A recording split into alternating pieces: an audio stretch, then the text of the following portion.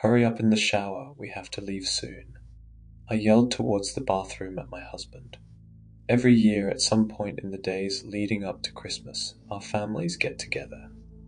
We were already making bad timing when he realized he needed a shower. I had misplaced my earrings, paranoid about making us even later. As I walked past the bathroom, I noticed the door wide open. My husband stood there, still naked from having recently departed the shower. He had draped a pastel orange towel over his head, one that I didn't even know we owned. It didn't cross my mind at the time, just a fleeting thought. He swayed gently from side to side, like a swinging pendulum. I giggled. "Stop being silly, you know we're running late. Have you seen my earrings?" Immediately upon entering the bedroom, I spotted them gently glistening on the bedside table. Relieved, I yelled again, "Never mind, found them." As I put the first in, my gaze fell directly ahead of me, at the painting of a lighthouse hung on our bedroom wall. My husband was never a stranger to local markets. He almost had a talent for buying the strangest items. I've grown used to it, but this painting always stood out to me as a bizarre purchase. The lighthouse stands as the subject, with a series of indistinct colorful blobs painted around the bottom. A crowd of nondescript people, I had always assumed. On the frame at the bottom, a title or note or quote of some kind had been etched in. "The Jolly Good Fellows." My trail of thought was cut short as I failed to get the second earring in. I had stabbed myself slightly and began to head to the bathroom for the assistance of the mirror. He was still standing there, swaying. "Honey, we really need to go soon. Please get ready." I approached the mirror. Seeing no blood, I breathed a sigh of relief and put the second earring in. The whole time from the corner of my eye, I could still see him swaying. The towel blocked any view of his head. My patience was wearing thin. Had he even sorted his clothes out yet? "Honey, come on," I spoke as I lifted the towel from his face. Peering under, I expected to see him smiling, acting playfully. I felt a little bad, but being ever aware of the ticking clock, sometimes I have to remind him to have urgency, even when he's just playing around. His eyes were wide, his face emotionless. He stared forward as though there wasn't a wall a few feet from his face, like he was looking just a little past everything. He stopped swaying as the towel was removed, but remained in this state. I gently held his hand. "Come with me, let's sit down." I knew something was wrong. As I guided him to the bed and sat him down, his arm felt limp, as though his muscles were void of any connection to the brain. "Let's get you some clothes, okay? We can talk about what's wrong."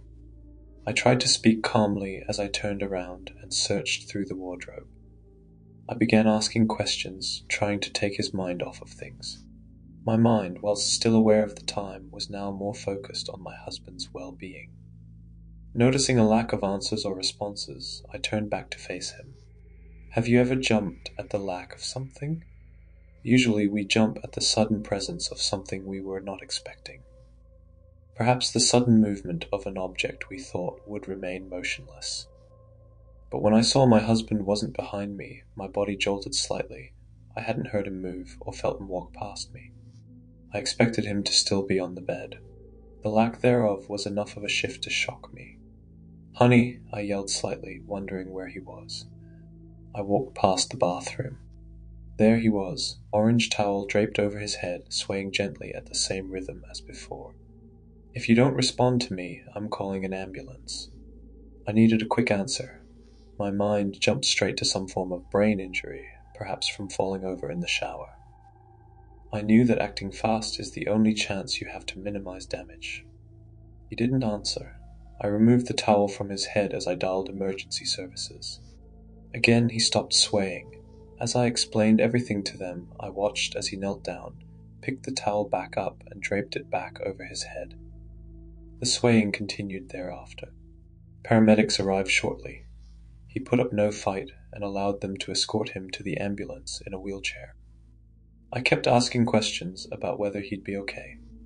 They had to keep assuring me that whilst the hospital would do everything they could, they had no information to go off of. My racing mind looked past this and continued to ask similar questions regardless. He kept trying to stand up whilst en route to the hospital, yet would be compliant when gently pushed back down. As long as someone was guiding him, he would follow. When this stopped, would he try to move? The same had happened back home. He only got up and left once I had sat him down and let go of him. Through the sound of the sirens wailing overhead, the bumps of the ambulance's journey, and trying to hold back my tears, I could hear a familiar tune. My husband, showing almost no other signs of activity, was gently humming. I leaned in to get a better listen. It was a very low tone, and each note seemed to begin as a hum, yet end as more of a raspy breath. Each one seemed to continue for slightly longer than they were supposed to. But I recognized this tune he was humming, for he's a jolly good fellow. Arriving at the hospital felt like a blur. Everyone knew exactly where they were going. I was following along, completely lost in this maze of signs and painted lines intended to guide. We had left the ambulance and arrived at his assigned bed before I could process what was happening. As soon as he was laid down, the confusing blur continued. "Mom, could we borrow you in the next room? We just need you to fill out some paperwork." "Not until I know if my husband is okay," I snapped. "We understand, but the best chance at survival is if we understand everything. This paperwork will take care of some of that." I was assured that a doctor would be in the room shortly, and that my husband was in good hands. I shouldn't have listened. They certainly didn't. I explained that he kept trying to get up and walk about, but they clearly underestimated. I hadn't even helped the lady fill out my husband's personal information before we were informed that he was missing. "He can't be far. Keep an eye on all entrances." The staff spoke to each other urgently. I was asked to remain calm and continue helping with the paperwork, but I refused. I attempted to run around the hospital to join the search, but was quickly told that I don't have the authority to be wandering around alone. I hardly cared. My husband was the only thing on my mind, but I didn't want to be escorted out and risk not seeing him at all when he's found. I took my efforts outside the hospital. I looked around the parking area, and then the nearby streets. After an hour and a half, I was still wandering, with no word from the hospital of any findings in the building. I began to walk home, hoping that somehow he had remembered the way.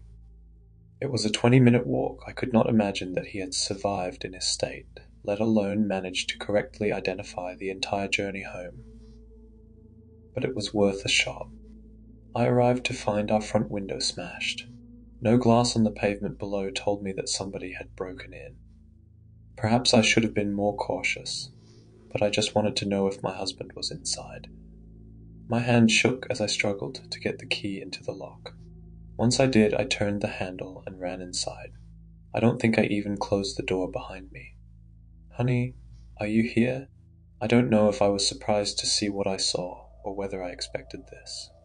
There he was in the bathroom, orange towel draped over his head, swaying gently. This time a pool of blood collected on the tiled floor below, dripping from his right arm. Cuts on his legs and torso told the full story. He had no concept of pain. He smashed the window to get in, to get back to this exact spot. The injuries meant nothing to him.